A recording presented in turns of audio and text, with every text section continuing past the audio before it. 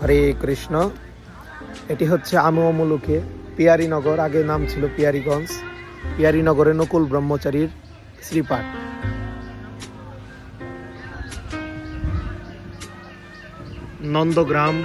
নন্দগ্রাম পিয়ারীনগর শ্রী শ্রী নকুল দাস ব্রহ্মচারীর শ্রীপাঠ। তো নকুল দাস ব্রহ্মচারীর যে শ্রীপাঠ আপনারা দর্শন করুন।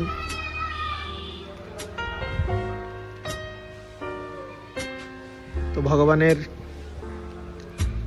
শ্রীপাঠ, তো এখানকার লীলা কথা আমি আপনাদেরকে বলবো। চৈতন্য চরিতামৃতের অন্তলীলায় উল্লেখ আছে এই নকুল ব্রহ্মচারীর কথা। তা আপনাদের আগে ভগবানকে দর্শন করাই। দেখুন, শ্রী শ্রী নকুল ব্রহ্মচারী শ্রীপাঠ। নাটোয়া গৌর এবং নিত্যানন্দ প্রভুর বিগ্রহ এখানে রয়েছে। তো এইখানে যদি আমরা দেখি যে প্রভুপাদের জয়, এই রন্ধন কক্ষ ভান্ডারঘর পরিক্রমা মার্গ ভক্তি বেদান্ত চ্যারিটি ট্রাস্ট দ্বারা নির্মাণ করা হইল। প্রভুপাদের চ্যারিটি ট্রাস্ট আমাদের ইস্কন থেকে এই ভোগঘর নির্মাণের জন্য কি করা হয়েছে। আর এখানে হচ্ছে গুরু পরম্পরা, বৃন্দাবন দাস ঠাকুর সমেত গৌরের যত ভক্তবৃন্দ সকলের ছবি এখানে রয়েছে, আর দর্শন করুন। তো এখানে রাধা বৃন্দাবন চন্দ্র ছিল কৃষ্ণদাস কবিরাজ গোস্বামীর সেবিত, রাধা দামোদর ছিল জীব গোস্বামীর সেবিত, শ্রী রাধা ছল চিকন ভূগর্ভ গোস্বামীর সেবিত, রাধা দামোদর জয়পুরে। তো এইরকম সমস্ত ছবি চিত্রপট দিয়ে মন্দিরের চতুর্দিক এমনভাবে সাজানো হয়েছে ভক্তিময়। তো আমি এখন সেই চৈতন্য চরিতামৃতের অন্তলীলায় নকুল ব্রহ্মচারীর দেহে মহাপ্রভু কিভাবে আবিষ্ট হয়েছেন সেই লীলা কথা আপনাদের সামনে আমি বর্ণনা করব। দাঁড়ান মিনিট। তো এখানে নকুল ব্রহ্মচারীর শ্রীপাঠ মাহাত্ম্য কথা এখানে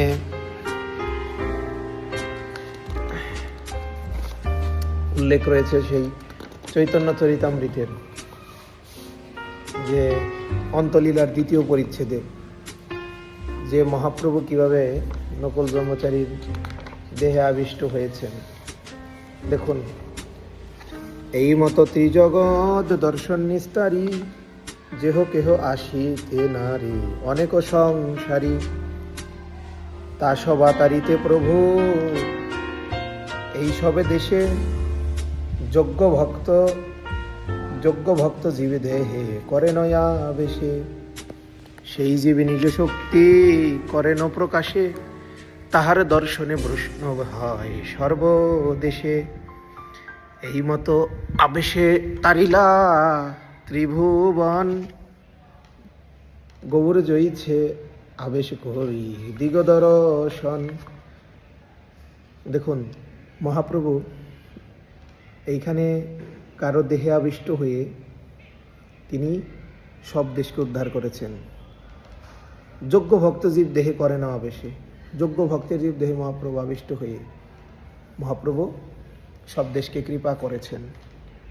এই নকুল ব্রহ্মচারীর দেহেও সেইভাবে আবিষ্ট হয়েছেন। দেখুন কি বলে, এখানে বলেছেন, উমামল্লুকে হয় নকুল ব্রহ্মচারী, পরম বৈষ্ণব দেহ বড়ই অধিকারী, গৌর দেশের লোকে নিস্তারিতে মনে হইল, নকুল হৃদয়ে প্রভু আবিশ করিল। এই যে তিনি পরম বৈষ্ণব এবং বড় অধিকারী, গৌর দেশের লোক নিস্তারিতে যখন মহাপ্রভুর হৃদয়ে ইচ্ছা প্রকাশ করল, তিনি নকুলের দেহে, নকুল ব্রহ্মচারীর দেহে তিনি আবিষ্ট হলেন। হাসে কান্দে নাচে গায়ে উন্মত্ত হইয়া, অশ্রুকম্প স্তম্ভ সেত সত্যি কবিকার, অশ্রুকম্প গ্রহ প্রস্থ প্রায় নকুল প্রেমাবিষ্ট হইয়া, হাসে কান্দে নাচে গায়ে উন্মত্ত হইয়া। তো মহাপ্রভু যখন আবিষ্ট হয়েছেন, তিনি হাসে কান্দে এবং নাচে গায়ে উন্মুক্ত হইয়া অশ্রুকম্ব স্তম্ভবেদ সাত্বিক বিকার নিরন্তর প্রেম নৃত্য সঘন হংকার। তো মহাপ্রভু যখন তার দেহে আবিষ্ট হয়েছেন, তার শ্বেতকম্প মানে দেহে অষ্টসাত্ত্বিক বিকার তার দেহে চলে এসেছে। তারপর কি বললেন, তৈছে গৌর কান্তি তৈছে সদা প্রেমাবেশ, তাহা দেখিবারে আইসে সর্বগৌর দেশ। তাকে দেখার জন্য সবাই এখানে চলে আসছে, এই কালনার কাছে। যারে দেখে তারে কহে কহ কৃষ্ণ নাম, তাহার দর্শনে লোক হয় প্রেমোদ্দাম। যাকে দেখছে তাকে কৃষ্ণ নাম বলতে বলছে। চৈতন্য আবেশে হয় নকুল দেহে, শুনি শিবানন্দ আইলা করিয়া সন্দেহে। সেন শিবানন্দ তখন সন্দেহ করে এখানে আসলেন যে প্রভু কি তার দেহে আবিষ্ট হয়েছেন, দেখি আমরা পরীক্ষা করি। পরীক্ষা করিতে তার যবে ইচ্ছা হইল, বাহিরে রহিয়া তবে বিচার করিল। তিনি বাহিরের আপনি আমাকে বলাও, ইহা আমি জানি, আমার ইষ্টমন্ত্র জাহানি কহে নয়া আপনি। মানে যদি তিনি আপনি আমাকে ডাকবেন, তিনি যদি মহাপ্রভু যদি তার দেহে আবিষ্ট হন, তিনি তো থাকবেন, তিনি তো অন্তর্যামী হবেন, এবং অন্তর্যামী হলেই তিনি কি করবেন, তিনি আমাকে ডেকে পাঠাবেন যে আমি এসেছি, এবং আমার মনে যে আমার গুরুদেব আমাকে ইষ্টমন্ত্র দিয়েছে তাকে সেটা আমাকে বলতে পাঠাবে। তবে জানি ইহাতে হয় চৈতন্যাবেশ, এতে চিন্তি শিবানন্দ রইলা দূরদেশ। অসংখ্য লোকের ঘটা কেহ আইসে যায়, লোকের সংহট্টে কেহ দর্শন না পায়। অসংখ্য লোকজন আসছে এই নকুল ব্রহ্মচারীকে দর্শন করার জন্য, কিন্তু কেউ দর্শন পাচ্ছে, কেউ পাচ্ছে না। আবেশে ব্রহ্মচারী কহে শিবানন্দ আছে দূরে, জন দুই চারি যা হো বলো হতা হারে। বলছেন যে দূরে দেখো সেন শিবানন্দ আছে, সেখানে যাও, সেখানে গেলে তাকে ডাকো। হ্যাঁ, কারণ এই যে তিনি সেখানে বসে বসে ভাবছেন যদি তিনি অন্তর্যামী হয় অবশ্যই আমাকে ডেকে পাঠাবেন।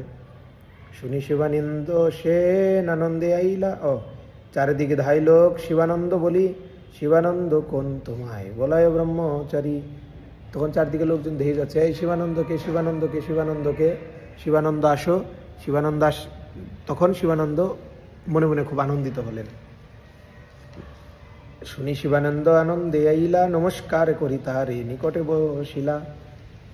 তো নমস্কার করে নিকটে বসলেন। ব্রহ্মচারী বলে, তুমি যে কইলা সংশয়, এমন হইয়া শোনো তাহার নিশ্চয়। তুমি কি সংশয় করেছো, এখন তুমি শোনো।